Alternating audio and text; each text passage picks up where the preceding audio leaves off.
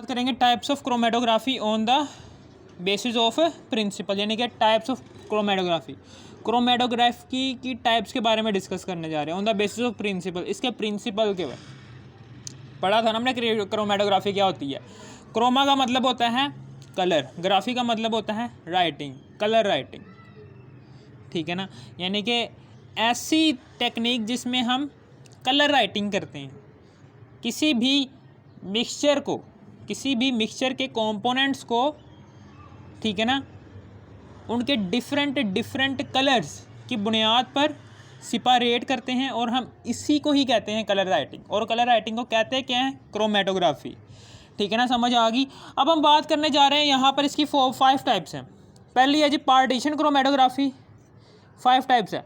और दूसरी है जी एडजॉर्प्शन क्रोमेटोग्राफी, तीसरी है आयन एक्सचेंज क्रोमेटोग्राफी, चौथी है साइज एक्सक्लूजन क्रोमेटोग्राफी, पांचवी है अफिनिटी क्रोमेटोग्राफी। 5 टाइप्स हैं क्रोमेटोग्राफी की, ठीक है ना। सबसे पहले आती है पार्टीशन क्रोमेटोग्राफी। पार्टीशन क्रोमेटोग्राफी क्या होती है, इसमें हमने क्या करना है, इसमें पार्टीशन क्रोमेटोग्राफी स्टेशनरी फेस क्या होता है, इसमें लिक्विड होता है। एग्जाम्पल क्या है, पेपर क्रोमेटोग्राफी। इसमें क्या होता है, इसमें स्टेशनरी फेस क्या होता है, लिक्विड होता है। स्टेशनरी फेस हमने पीछे बात की थी कि स्टेशनरी फेस क्या होता है, ये हरकत नहीं करता पूरे के पूरे प्रोसेस के दौरान क्रोमेटोग्राफी के अंदर, ठीक है ना।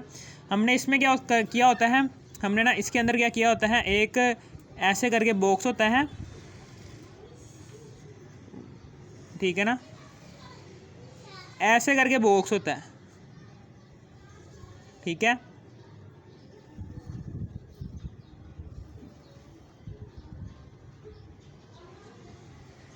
और फिर उसके बाद यहाँ पर करके हमने पेपर लटकाया होता है, यानी कि ये ऐसे करके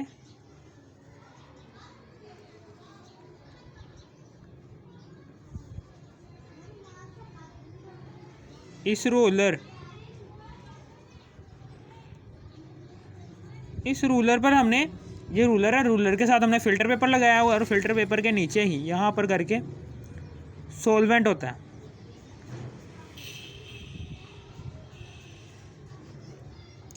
ठीक है ना। यहाँ पर ये क्या है, ये रूलर है, इसके साथ ही हमने फ़िल्टर पेपर लगाया हुआ है और ये क्या है, ये बॉक्स है। और यहाँ पर करके ये क्या है, ये ऑर्गेनिक सॉल्वेंट है। फ़िल्टर पेपर के अंदर सेलुलोज के बने हुए धागे होते हैं, ठीक है ना, ऐसे करके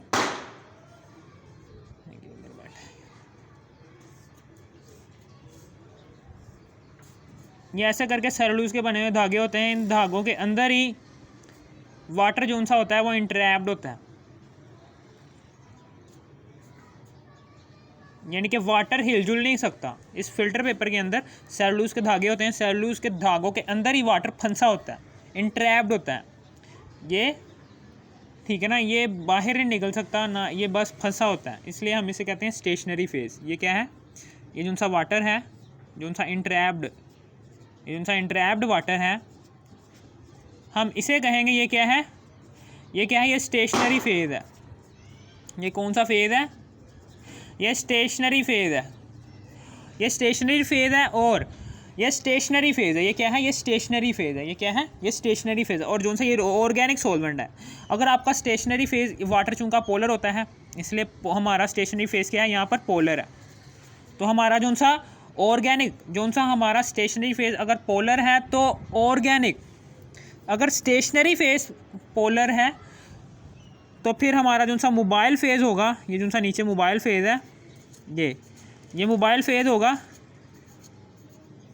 ये भी क्या होगा, ये भी नॉन पोलर होगा।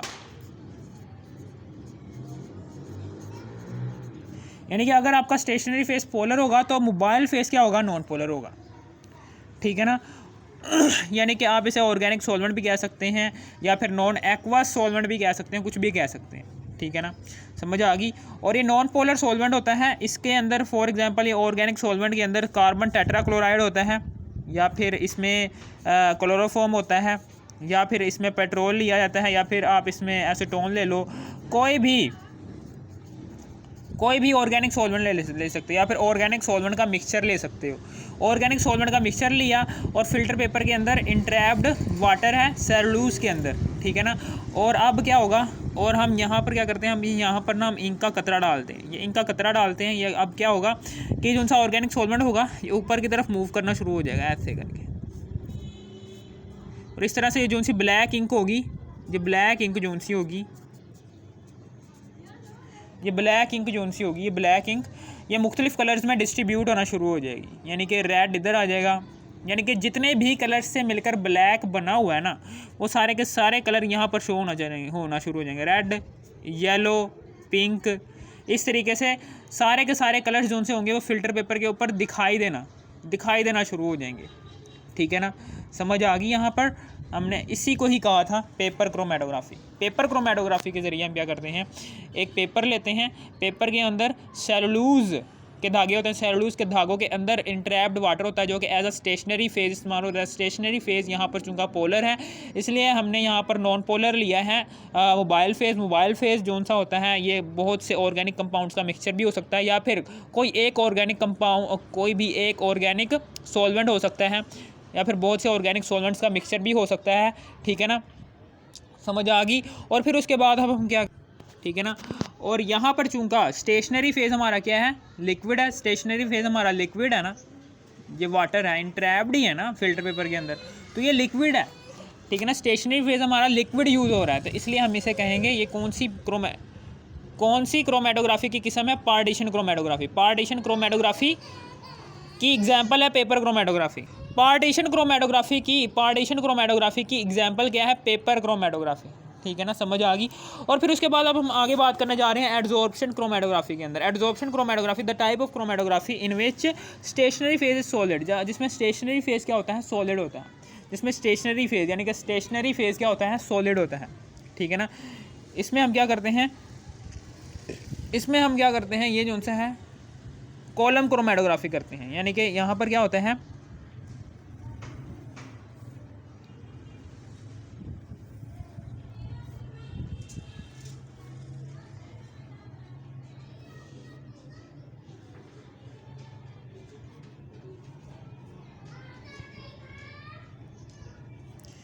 इसके अंदर क्या होता है, यहाँ पर कॉटन फसाई होती है, ये कॉलम होता है, ये कॉटन फसाई होती है।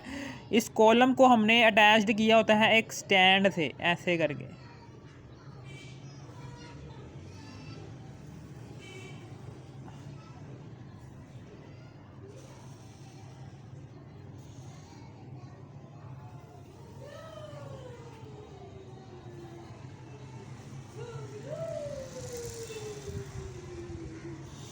ऐसे करके हमने ये स्टैंड के साथ कॉलम को अटैच किया हुआ है, ठीक है। ये स्टैंड है और ये हमारे पास क्या है, ये कॉलम है। इस कॉलम के अंदर हम कैल्शियम कार्बोनेट डाल देते हैं। इस कॉलम के अंदर हम क्या करते हैं, इस कॉलम के अंदर हम जो सा स्टेशनरी फेज़, यहाँ पर चूँकि स्टेशनरी फेज़ की बात हो रही है, स्टेशनरी फेज़ क्या होगा, सॉलिड होगा। स्टेशनरी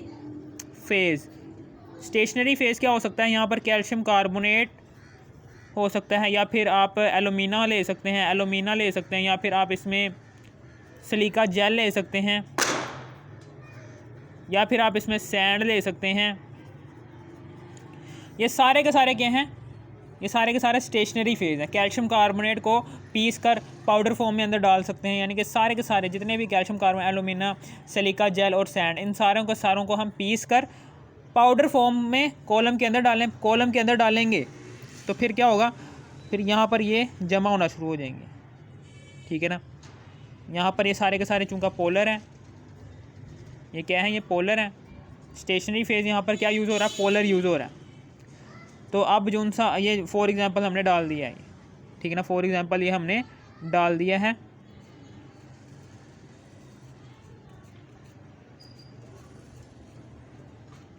ठीक है ना। अब उसके बाद स्टेशनरी फेज़ पोलर हमने डाल दिया, ठीक है ना। फॉर एग्जाम्पल कैल्शियम कार्बोनेट को हमने पीस कर पाउडर फॉर्म में कन्वर्ट करने के बाद उसको हम डाल दिया है पोलर। स्टेशनरी फेज़ क्या है, पोलर है, तो पोलर को हमने अंदर डाल दिया। फिर उसके बाद जैसे ही अंदर जाता है तो फिर हम क्या डालते हैं, अब हम डालते हैं इसके अंदर ऑर्गेनिक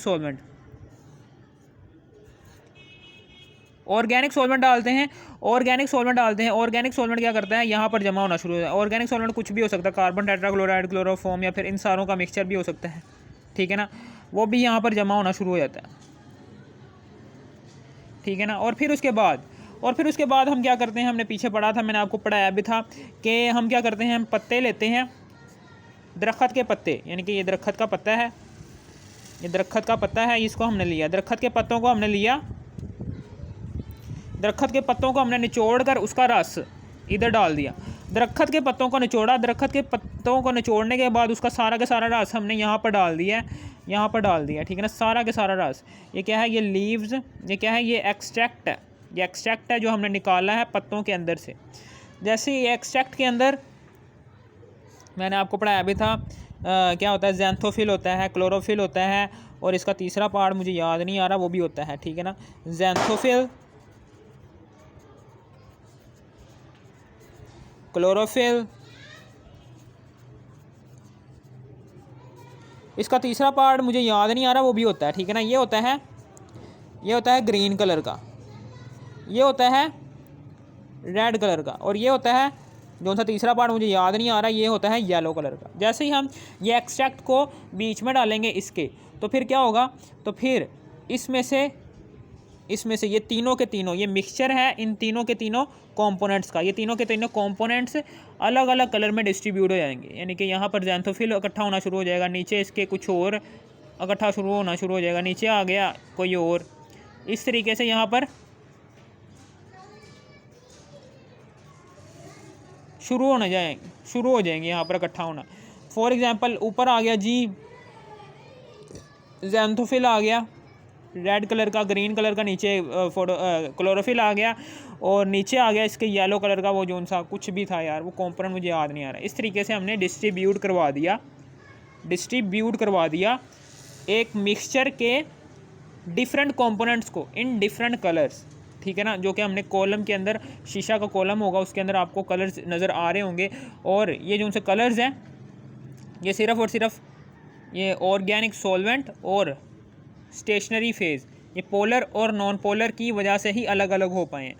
फॉर एग्जांपल अगर ऑर्गेनिक सॉल्वेंट और स्टेशनरी फेज़ दोनों के दोनों ही हमने एक जैसी पोलैरिटी के हामिल ले लेते हैं, ऑर्गेनिक सॉल्वेंट भी हम पोलर ले लेते, यानी कि जो सा सॉल्वेंट ऑर्गेनिक होता, यानी कि हम स्टेशनरी फेज़ भी पोलर ले लेते, और मोबाइल फेज़, ये क्या है, ऑर्गेनिक सॉल्वेंट, ये मोबाइल फेज़ है,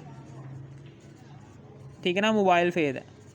ये मेरी बात, ये वाली इंपॉर्टेंट बात है, ये सुनने वाली बात है कि अगर हम स्टेशनरी फेज़ और मोबाइल फेज़ इन दोनों को अगर हम पोलर ले लेते, स्टेशनरी फेज़ भी पोलर ले लेते और मोबाइल फेज़ भी पोलर ले लेते, तो फिर उसके बाद हम पोलर ये दोनों चीज़ें ले लेते ना, तो अब क्या होता है कि जैसे ही हम ये दोनों चीज़ें पोलर ले लेते तो ये एक दूसरे में मिक्सअप हो जाते, जैसे ही एक दूसरे में मिक्सअप हो जाते, तो अब जब हम ये एक्सट्रैक्ट डालते हैं ना इस कॉलम के अंदर, तो एक्सट्रैक्ट डिफरेंट कलर्स में डिस्ट्रीब्यूट नहीं होता, ये भी मिक्सअप हो जाता, ठीक है ना। ये सिर्फ़ और सिर्फ किसकी वजह से, तीनों कलर्स, यानी कि ये जो सा एक्सट्रैक्ट है, एक्सट्रैक्ट के तीनों कंपोनेंट्स के डिफरेंट कलर्स इसलिए हमें नज़र आ रहे हैं क्योंकि हमने स्टेशनरी फेज़ और मोबाइल फेज़ इन दोनों की पोलैरिटी डिफरेंट ली है, जिसकी वजह से ये एक दूसरे में हाल नहीं हुए। जब एक दूसरे में हाल नहीं हुए तो इन्होंने एक्सट्रैक्ट के डिफरेंट कंपोनेंट्स को डिफरेंट कलर्स में कॉलम के ऊपर शो करके दिखा दिया। अब हम नीचे बीकर्स लिखेंगे 3, ए बीकर में एक्सट्रैक्ट का ए पार्ट यानी कि येलो पार्ट आ जाएगा, बी बीकर में एक्सट्रैक्ट का ग्रीन पार्ट आ जाएगा, और सी बीकर में एक्सट्रैक्ट का रेड पार्ट आ जाएगा। स्टॉपर को खोलेंगे, रुई को निकालेंगे, और फिर ये सारे के सारे पार्ट्स मिक्सचर के तीनों कंपोनेंट्स को अलग अलग कर लेंगे, ठीक है ना। इस तरीके से हमने अलग अलग कर लिया, ठीक है ना। ये क्या थी, कॉलम क्रोमेटोग्राफी, ये एब्जॉर्प्शन क्रोमेटोग्राफी की किस्म है, एग्जाम्पल है ये कॉलम क्रोमेटोग्राफी, ठीक है ना। ये मैंने आपको समझा दिया सारी की सारी, और कुछ भी मसला हो जाए तो आपको मुझे बता देना। इसी तरीके से एड्जॉर्प्शन और एब्जॉर्प्शन, ये 2 डिफरेंट वर्ड्स हैं, ये भी बता देता हूँ कि एड्जॉर्प्शन का क्या मतलब होता है। एड्जॉर्प्शन का मतलब ये होता है कि एड्जॉर्प्शन का जो से हमने यहाँ पर क्रिस्टल्स लिए थे कैल्शियम कार्बोनेट के क्रिस्टल्स लिए थे, उनके दरमियान क्या था, उनके दरमियान था ऑर्गेनिक सॉल्वेंट, यानी कि कार्बन टेट्राक्लोराइड कुछ भी हो सकता है, ऑर्गेनिक सॉल्वेंट था उनके दरमियान। यानी कि ऑर्गेनिक सॉल्वेंट हमने पहले पाउडर फॉर्म में कैल्शियम कार्बोनेट डाला, फिर उसके बाद ऑर्गेनिक सॉल्वेंट डाला। जैसे ही हमने ऑर्गेनिक सॉल्वेंट डाला ना, तो इसकी सतहों के ये कैल्शियम कार्बोनेट के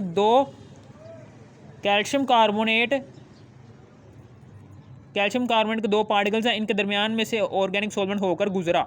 जैसे इन दोनों के दरमियान से ऑर्गेनिक सॉल्वेंट होकर गुजरा ना, तो इन दोनों के दरमियान ना एक ऐसे करके अट्रैक्शन आ गई, यानी कि सिर्फ और सिर्फ अट्रैक्शन आ गई, यानी कि सतह की अट्रैक्शन आ गई। ऑर्गेनिक सॉल्वेंट लिक्विड होने की वजह से क्या हो गया, इन दोनों के दरमियान क्या होगी, पहले ये दूर दूर थे, फिर ये जैसे ही ऑर्गेनिक सॉल्वेंट गुजरा तो ये एक दूसरे के करीब आना शुरू हो गए। हमने इसी को ही नाम दे दिया, क्या है, ये एडजॉर्प्शन क्रोमेटोग्राफी है। फॉर एग्जांपल जब आप यहाँ पर लगाते हैं ऐसे निशान, ये भी सतह के ऊपर आ रहा है, सतह के ऊपर है, जज़ब नहीं हो रहा सतह के ऊपर, ये सतह के ऊपर ही आ रहा है निशान, तो इससे हम कहेंगे ये क्या है, ये एडजॉर्प्शन हो रही है। लेकिन अगर कोई चीज़ एब्जॉर्ब ही हो जाए, यानी कि पूरी की पूरी तरीके से एक चीज़ के अंदर पेवस्ती हो जाए, फॉर एग्जांपल आप फोम ले लें, फोम को जब पानी के अंदर डालते हैं तो फोम के अंदर पानी एब्जॉर्ब हो जाता है, बिल्कुल अंदर ही चला जाता है, और फोम भी पूरा के पूरा पानी को एब्जॉर्ब कर लेता है, ठीक है ना। यानी कि फोम जैसे ही पानी को एब्जॉर्ब करेगा ना, जैसे ही फोम पानी को एब्जॉर्ब करेगा, वो अंदर ही पेवस्त हो जाता है, पानी जो उनसे है ना, पानी वो फोम के अंदर ही चला जाता है, अंदर ही एब्जॉर्ब हो जाता है। हम इसे कहेंगे ये क्या है, एब्जॉर्प्शन क्रोमेटोग्राफी। एब्जॉर्प्शन क्रोमेटोग्राफी क्या होती है, ठीक है ना, इसमें सिर्फ और सिर्फ है ना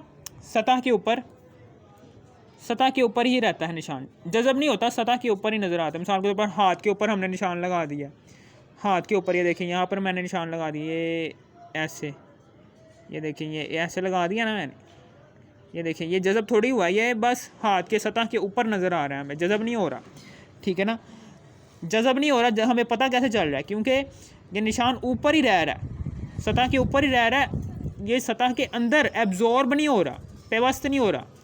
हम इसको ऐसे करके मिटा भी सकते हैं, ठीक है ना। लेकिन अगर फोम के अंदर ही चला जाए पानी, एब्जॉर्ब भी हो जाए, हम इसे कहेंगे एब्जॉर्प्शन, ठीक है ना। बेशक हम फोम को निचोड़ कर पानी निकाल भी सकते हैं, लेकिन फोम ने अपने अंदर पानी को एब्जॉर्ब तो किया है ना, पूरा के पूरा पानी को, इसलिए हम इसे कहते हैं एब्जॉर्प्शन और एडजॉर्प्शन।